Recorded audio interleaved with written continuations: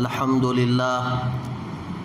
لله نحمده ونستعينه ونستغفره ونؤمن به ونتوكل عليه ونعوذ بالله من شرور أنفسنا ومن سيئات أعمالنا من يهده الله فلا مضل له ومن يضلله فلا هادي له ونشهد أن سيدنا وحبيبنا ومولانا محمدا عبده ورسوله أرسله بالحق بشيرا ونذيرا وداعيا إلى الله بإذنه وسراجا منيرا أما بعد فأعوذ بالله من الشيطان الرجيم بسم الله الرحمن الرحيم يا أيها الذين آمنوا كتب عليكم الصيام كما كتب على الذين من قبلكم لعلكم تتقون وقال عليه الصلاة والسلام من قام ليلة القدر إيمانا واحتسابا غفر له ما تقدم من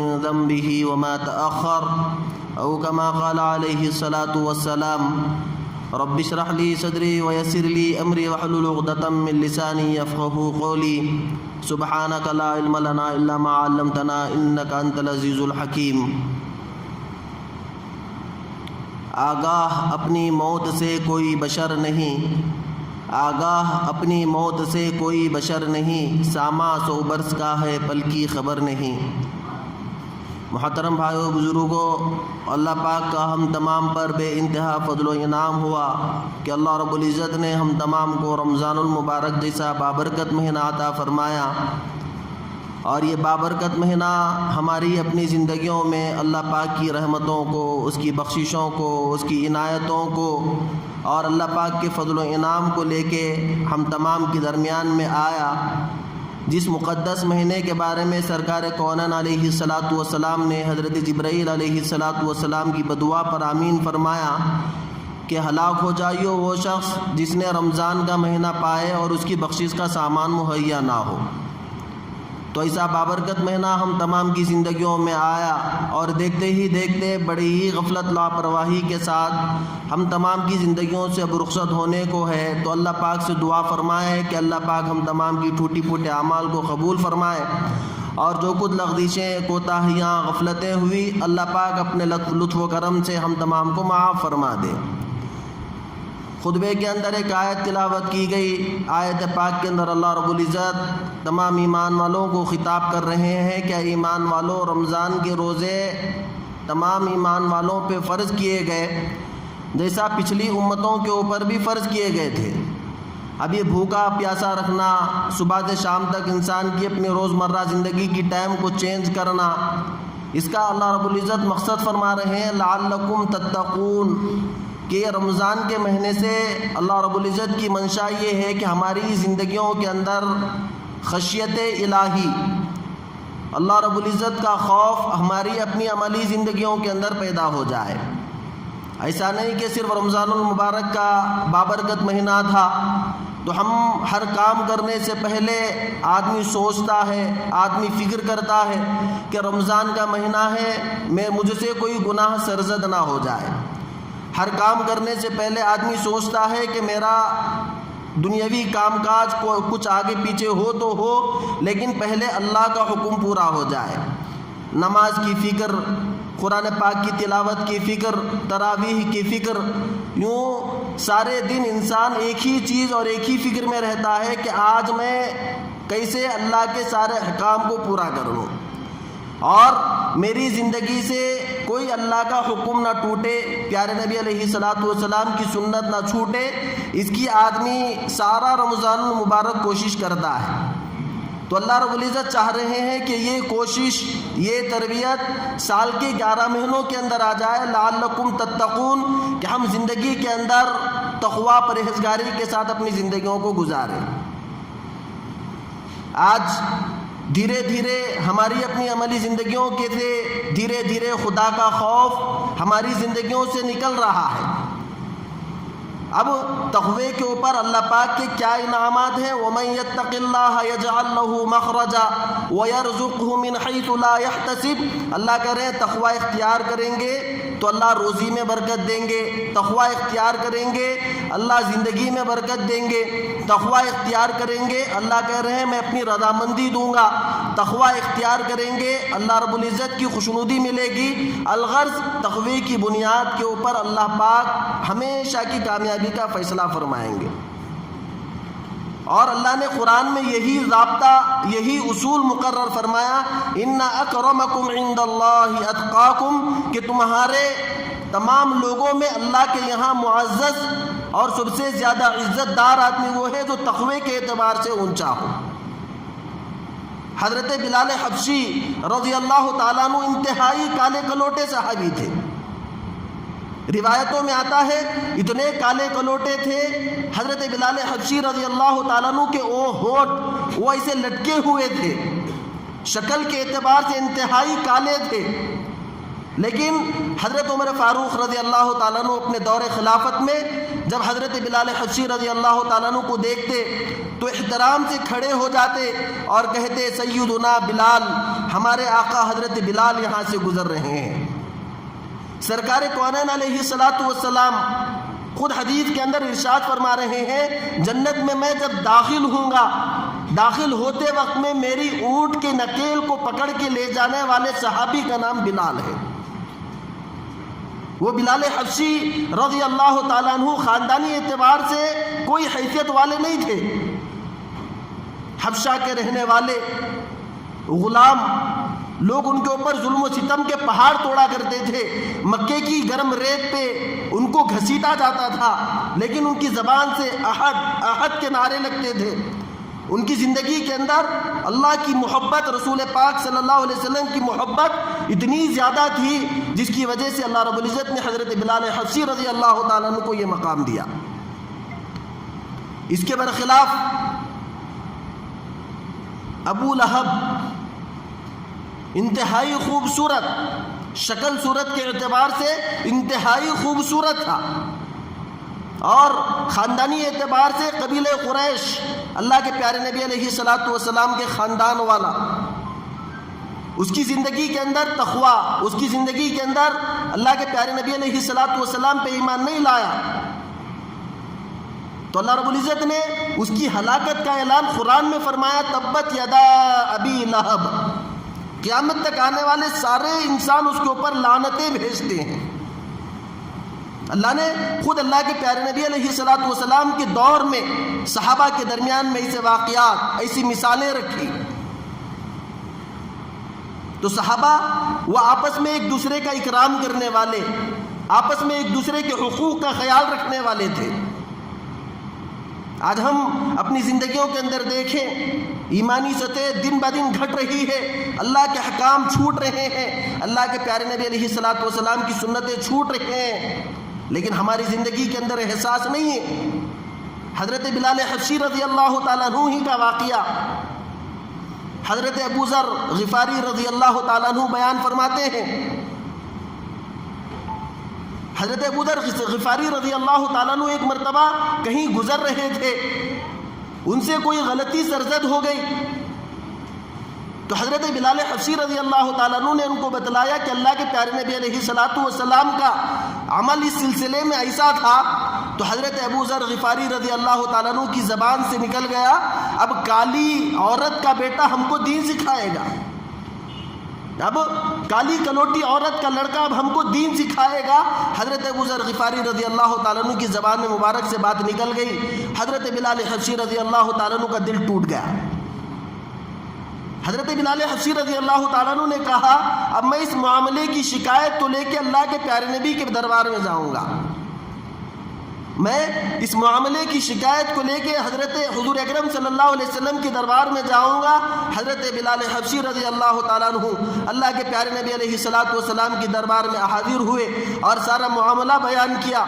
اللہ کے پیارے نبی علیہ الصلاۃ والسلام نے صرف ایک جملہ فرمایا اے ابو ذر ابھی آپ سے زمانے جاہلیت کی چیزیں نہیں نکلی.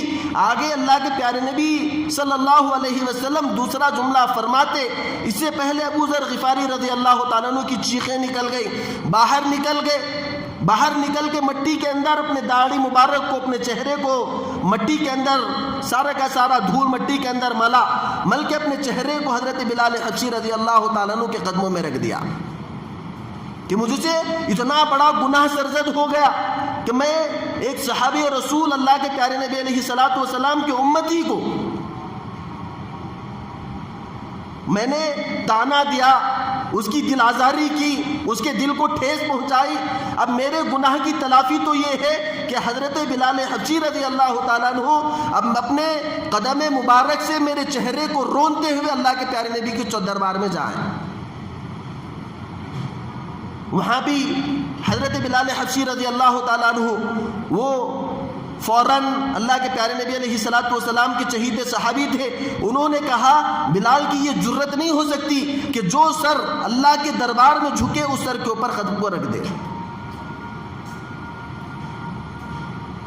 ایک طرف تو غلطی ہو گئی، غلطی کے پچھتاوے کے لیے اپنے آپ کو بچھا دیے، اور دوسری طرف صحابی رسول کا عمل کہ غلطی کے اقرار کرنے پہ سامنے والا اپنے آپ کو بدلہ لینے کا، انتقام لینے کا مزاج صحابہ کی زندگیوں میں نہیں تھا، وہ معافی کا مزاج زندگیوں کے اندر تھا۔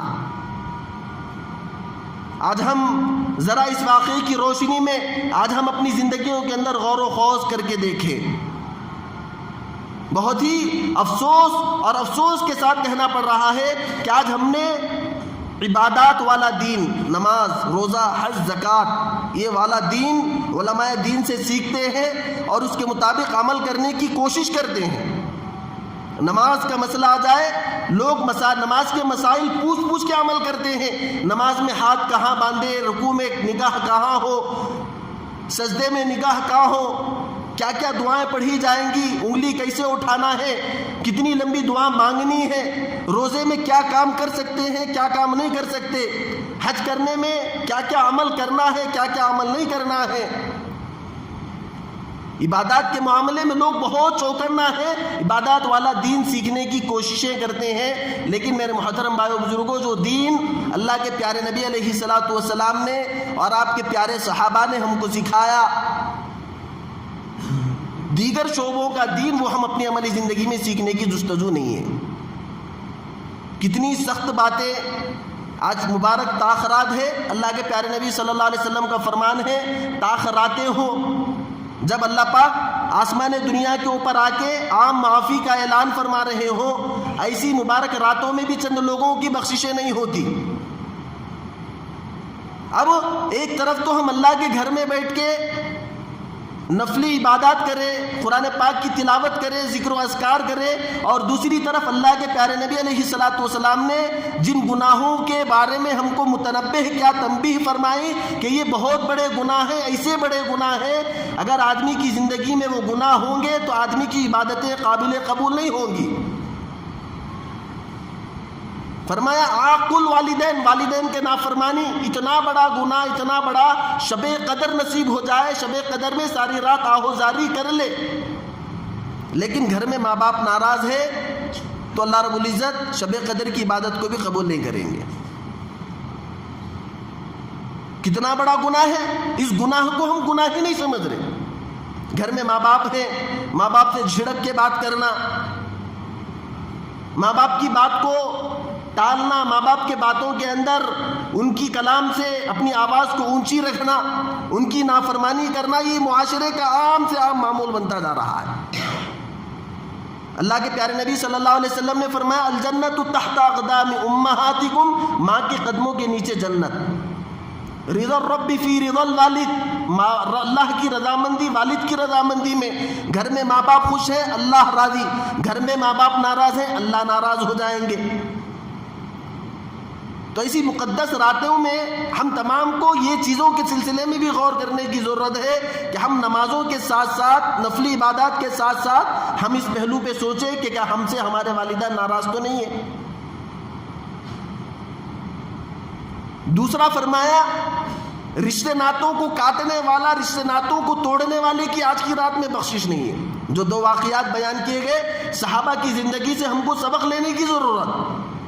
ایک صحابی رسول سے غلطی ہو رہی ہے، دوسرے صحابی رسول کے جذبے یہ ہے اپنی غلطی پہ احساس ہوتے ہی معافی، اور دوسرے صحابی کا مزاج معاف کرنے کا مزاج تھا۔ آج ہمارے معاشرے سے یہ چیز، یہ خوبی نکلتی جا رہی ہے۔ معمولی باتوں کے اندر ایک چھت کے نیچے رہنے والے بھائی، سگا بھائی اپنے سگے بھائی سے بات نہیں کر رہا۔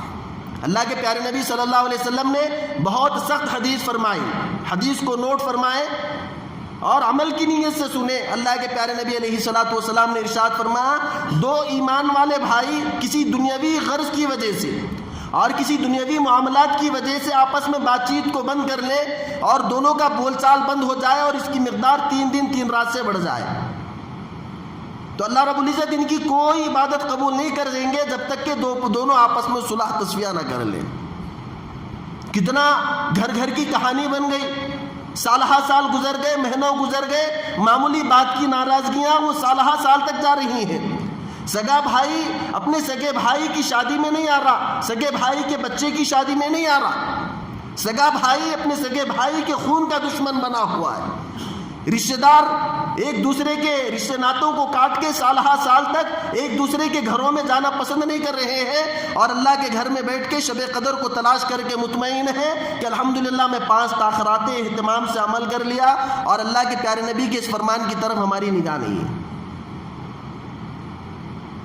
کیونکہ ہمارا دماغ، ہمارا ذہن صرف ہم نے دین زندگی کے ان شعبوں میں سمیٹ کے رکھ لیا کہ نماز، روزہ، حج، زکوٰۃ کا نام دین ہے، بقیہ زندگی میں ہم بالکل آزاد ہیں۔ اس وجہ سے زندگی کے ہر معاملے میں ہم آزادی کو چاہتے ہیں، شادی بیاہ میں ہم آزادی کو چاہتے ہیں، تجارت میں آزادی کو چاہتے ہیں کہ ہمارے اوپر کوئی اسلامی روک ٹوک نہ ہو، شادی بیاہ میں آزادی چاہتے ہیں کہ شادی بیاہ میں کوئی ہمارے اوپر اسلامی روک ٹوک نہ ہو۔ زندگی کے ہر شعبوں میں ہم آزادی ہی آزادی چاہتے ہیں، صرف ہم نماز، روزہ، حج، زکوٰۃ اسلام کے طریقے کے مطابق ادا کرنا چاہتے ہیں۔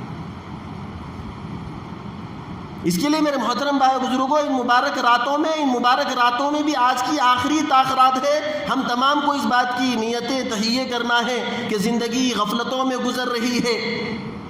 جیسا کسی شاعر کے شعر کو خطبے میں پڑھا گیا کہ آگاہ اپنی موت سے کوئی بشر نہیں، ہمارے پاس اللہ کا بلاوا کب آ جاوے، کب زندگی کی سانسیں رک جائیں، کب اللہ کے دربار میں حاضری ہو جائے، ہم میں سے کسی کو کوئی پتہ نہیں ہے۔ ساما 100 برس کا ہے لیکن پل کی خبر نہیں ہے، پتہ نہیں کل صبح کا سورج کون دیکھے نہ دیکھے۔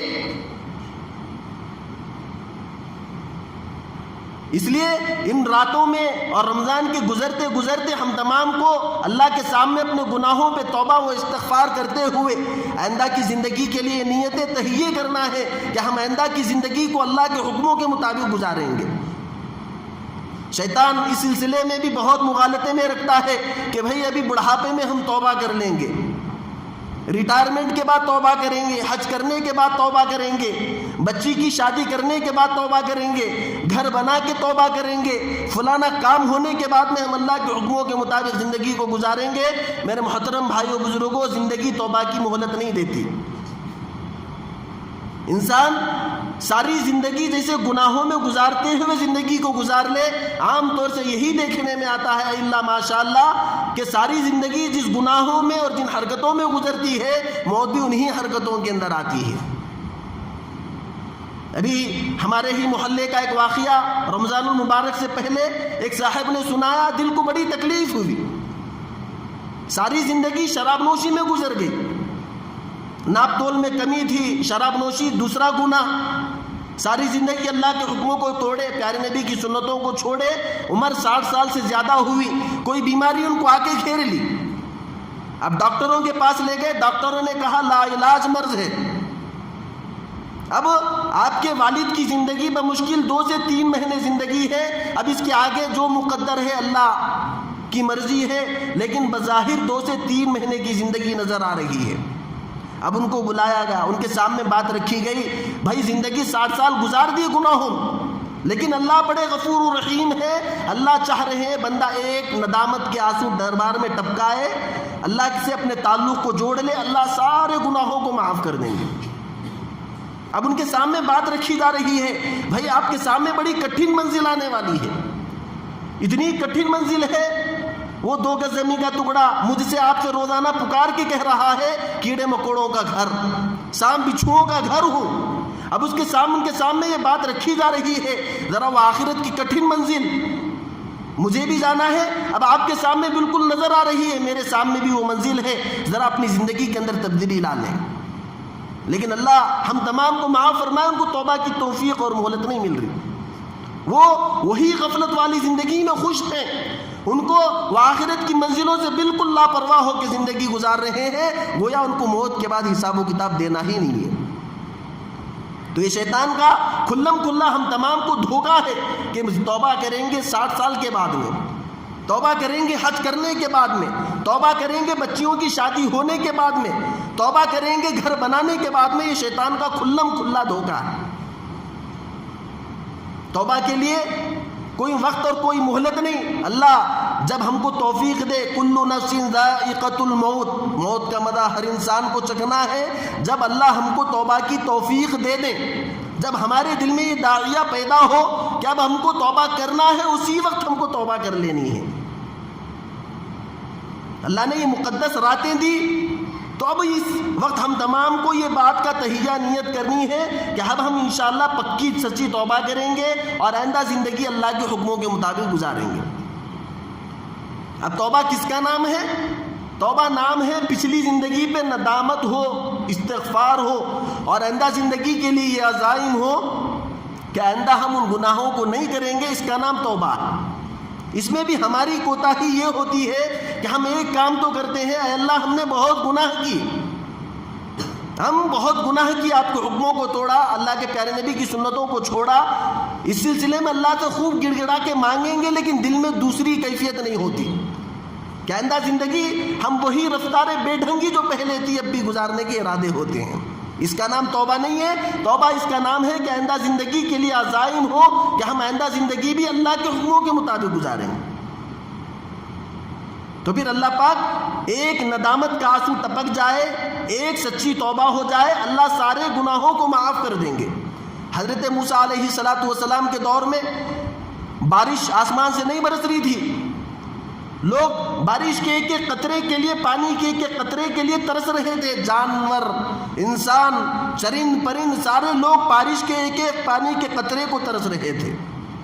حضرت موسیٰ علیہ السلام نے اللہ کی بارگاہ میں دعا کی، اے اللہ آپ کی مخلوق بڑی پریشان ہے، بارش کے پانی کے قطرے قطرے کو ترس رہی ہیں۔ اللہ رب العزت نے فرمایا، اے موسیٰ آپ کی قوم میں گنہگار بندہ ہے، اس کے گناہوں کی نحوست کی وجہ سے آپ کے سارے معاشرے پہ، سارے بنو اسرائیل پہ پانی کو روک دیا گیا۔ حضرت موسیٰ علیہ السلام نے چٹیل میدان میں سارے لوگوں کو جمع کیا، سارے لوگوں کو جمع کر کے کہا کہ ایک آدمی فلانا فلانا گناہ کا مرتکب ہے، اس کے گناہوں کی نحوست کی وجہ سے اللہ نے آسمان سے بارش کو روک دیا، جو آدمی یہ گناہ کرتا ہے اس مجمع سے اٹھ کے چلا جائے۔ اب جو گنہگار بندہ تھا وہ اللہ کے سامنے دل میں آہوزاری کرنے لگا، اے اللہ میں نے ساری زندگی گناہ کی، ساری زندگی میں نے گناہ کیا اور گناہوں پہ آپ نے ستاری کا معاملہ کیا، اب میں مجمع سے اٹھ کے جاؤں گا، سارے قوم اور قبیلے کے درمیان میں رسوا اور ذلیل ہو جاؤں گا، اے اللہ میں اب پکی سچی توبہ کر رہا ہوں، اب آئندہ زندگی آپ کے حکموں کے مطابق گزاروں گا۔ جیسے ہی اس نے دل میں سچی توبہ کی اور اللہ سے سچا پکا وعدہ کیا، آسمان سے بارش ہونی شروع ہو گئی۔ حضرت موسیٰ علیہ السلام پریشان اللہ سے عرض کرنے لگے، اے اللہ مجمع سے کوئی آدمی اٹھ کے باہر تو نہیں گیا اور آپ آسمان سے بارش کو نازل کر رہے ہیں؟ تو اللہ رب العزت نے فرمایا کہ اس بندے نے سچی توبہ کی، اس کی توبہ کی وجہ سے میں نے آسمان سے بارش کو نازل کیا۔ حضرت موسیٰ علیہ السلام نے عرض کیا، اے اللہ ذرا اس کا نام تو بتا دے۔ تو اللہ رب العزت نے فرمایا جب گنہگار تھا تو میں نے ستاری کا معاملہ کیا، اب تو وہ میرا مقرب بندہ ہے، اب اس کے نام کی ستاری کرنا میری ذمہ داری بن گئی۔ تو یہ اللہ کی شان ہے، ساری زندگی بندہ گناہوں میں گزار لے اور ایک مرتبہ سچی توبہ کر لے، اللہ سارے گناہوں کو معاف کرنے کے لیے تیار۔ حضرت حسن بصری رحمۃ اللہ علیہ کی مریدہ کا واقعہ بارہا سنتے ہیں۔ حضرت حسن بصری رحمۃ اللہ علیہ کے دور میں حضرت حسن بصری رحمۃ اللہ علیہ کی ایک مریدہ کا لڑکا، وہ بڑا گناہوں میں مبتلا تھا، حضرت حسن بصری کے پاس وعظ و نصیحت سنوانے کے لیے بارہا لے کر آیا کرتی. حضرت حسن بصری رحمۃ اللہ علیہ اس کے سامنے اللہ کی بڑائی کے تذکرے کرتے اور آخرت کی فکر دلاتے، لیکن وہی غفلتوں والی زندگی کو گزارتا. اب اللہ کا کرنا ایسا ہوا، وہ بیماریوں میں مبتلا ہوا، بیماری اس کو لپیٹ لی. ماں تو ماں ہوتی ہے. ماں حضرت حسن بصری رحمۃ اللہ علیہ کے پاس دوڑی ہوئی آئی، آ کے کہنے لگی اے حسن، میرا لڑکا بڑا گناہوں میں مبتلا تھا، اب موت کا وقت مجھ کو بالکل قریب نظر آ رہا ہے. اب میں آپ سے التجا کرتی ہوں، آپ اس کے سامنے کچھ اللہ کا ذکر کر لیں، کچھ اللہ کی بڑائی کے تذکرے کر لیں. ممکن ہے آخری وقت توبہ کی توفیق نصیب ہو جائے، توبہ کر لے اور اللہ رب العزت اس کے گناہوں کو بخش دے. حضرت حسن بصری رحمۃ اللہ علیہ کے آرام کا وقت تھا. حضرت حسن بصری نے کہا جاؤ، ساری زندگی نصیحت کرتا رہا، کوئی نصیحت اثر نہیں کی، اب کیا اثر کرے گی. حسن بصری رحمۃ اللہ علیہ آرام کرنے لگ گئے. ماں دوڑی ہی واپس گھر کو آئی. گھر کو آ کے دیکھا بچے کی روح نکلنے کا وقت قریب آ رہا ہے. ماں کو اپنے قریب بچے بلایا، بلا کے ماں سے کہنے لگا میری ماں دیکھو، میں تو بڑا گنہگار بندہ تھا، میرے انتقال کے بعد میں 2 کام کریں. پہلا کام تو یہ کریں کہ میرے گلے کے اندر توق پہنائیں اور گھسیٹتے ہوئے میرے گھر کے آنگن میں لائیں اور میرے جنازے کو یہیں گھر کے آنگن میں دفن کر دیں تاکہ میرے گناہوں کی نحوست قبرستان والوں کو نہ پہنچے. اب وہ ایسی دل کی کیفیت تھی، اللہ کے سامنے اپنے گناہوں پہ شرمندہ تھا، گڑ گڑا رہا تھا، مانگ رہا تھا. اللہ کو اس کا گڑ گڑانا، اس کا مانگنا، اس کا آہوزاری کرنا اتنا پسند آیا، اتنا پسند آیا، اس کی روح نکل گئی. ادھر حسن بصری رحمۃ اللہ علیہ کو خواب میں اللہ کے پیارے نبی علیہ الصلوۃ والسلام کا دیدار نصیب ہوا. اللہ کے پیارے نبی آ کے فرما رہے ہیں اے حسن اٹھو، جاؤ جا کے میرے ولی کا نماز جنازہ پڑھ کے آؤ. تو اللہ پاک وہ ہے ساری زندگی گناہوں میں گزرنے کے باوجود ایک مرتبہ بندہ سچے دل سے، سچے لگن سے اللہ کے سامنے اپنے تعلق کو جوڑے، اللہ کے سامنے خوب مانگ لے، اللہ ایک لمحے میں سارے گناہوں کو معاف کرنے کے لیے نہیں کترائیں گے. اللہ خود کہہ رہے ہیں اے میرے بندے، میری رحمت وہ دنیا کی ساری چیزوں کے اوپر میری رحمت بہت زیادہ وسیع ہے. گناہ کرتے کرتے گناہوں پہ کتنی ہی جرتیں کیوں نہ کر لو، اس کے باوجود اللہ کہہ رہے ہیں کہ میری رحمت ہر چیز کے اوپر غالب ہے. اللہ اپنی رحمت کو بیان کر کے کہہ رہے ہیں اے میرے بندو ذرا میری قدرت کو سمجھو، میری کبریائی کو سمجھو. دنیا اور دنیا کے نقشوں کو ہم نے خوب سمجھا، ہم نے دنیا سے ہوتا ہوا سمجھا. اللہ کہہ رہے ہیں کہ ذرا میری قدرت کو بھی سمجھو. قل اللہم مالک الملک، اللہ کہہ رہے ہیں میں وہ ہوں بادشاہت کا دینے والا. تعز من تشاء، عزتوں کا دینے والا. تذل من تشاء، ذلتوں کا دینے والا. عزتوں کے نقشے میں ذلت دینے والا، ذلتوں کے نقشے میں عزت کا دینے والا. ان اللہ فالق الحب والنوى، وہ اللہ ہے جو مردار چیز سے زندہ چیز کو نکالتے ہیں، زندہ چیز سے مردار کو نکالتے ہیں. اللہ وہ ذات ہے کہ انسان اللہ رب العزت اپنی ممتا کو، اپنے رحم کو اور اپنے بندے سے تعلق کو بتلا رہے ہیں. اے میرے بندے ذرا میرے احسانوں کو یاد کرو. اے میرے بندے ایک ناپاک منی کا قطرہ تھا، من ای شیء خلقہ، ذرا انسان اپنی حقیقت کو یاد کرے. ایک ناپاک منی کا قطرہ تھا، اس ناپاک منی کے قطرے کو ماں کے پیٹ کے اندر قرار دیا. 4 مہینے تک ماں کے پیٹ میں اس کی پرورش کرتے گئے اور اس کے لیے ماں کے پیٹ میں ایک بہترین غذا کا انتظام کیا، ماں کے پیٹ میں انسان کے لیے آرام کا انتظام کیا. پھر ماں کے پیٹ کے اندر اللہ نے 9 مہینے تک انسان کے جسم کی نشو و نما کی. وہ کون سی قدرت، وہ کون سا کاریگر ہے ماں کے پیٹ میں انسان کے جسم کو تربیت ساخت دے رہا ہے. اللہ کہہ رہے ہیں کہ ذرا حقیقت کو سمجھیں. ماں کے پیٹ میں 9 مہینے تک انسان کو بنایا، انسان کی روح ڈالا، ماں کے پیٹ سے دنیا کے پیٹ میں انسان آ رہا ہے. اللہ کہہ رہے ہیں لا لک سن تخطا، انسان کی حقیقت ایسی تھی، منہ تھا، منہ کے اندر دانت نہیں تھے کوئی چیز پکڑ سکے. لا لک ید تبطش، ہاتھوں میں ایسی طاقت نہیں تھی کہ کوئی چیز کو پکڑ سکے. ولا لک رجل تسعى، پاؤں میں ایسی قوت نہیں تھی کہ چل کے جا سکے.